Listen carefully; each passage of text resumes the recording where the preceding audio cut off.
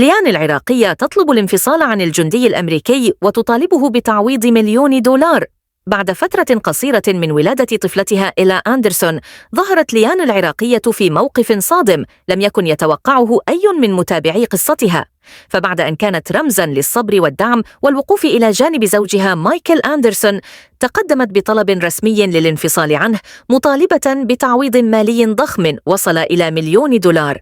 قرار ليان لم يكن سهلاً، لكنها قالت إن السنوات التي قضتها معه كانت مليئة بالتحديات التي استنزفتها نفسياً وجسدياً.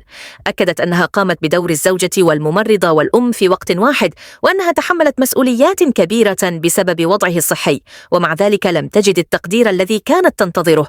ومع مرور الوقت شعرت أنها وصلت إلى حد لم تعد تستطيع تجاوزه. انتشر الخبر بسرعة كبيرة وبدأت ردود الفعل تتصاعد، لكن ليان لم تتراجع. كانت تقول لكل من سألها إنها لم تطلب التعويض من أجل المال، بل من أجل حقها في السنوات التي ضاعت من عمرها كما وصفتها.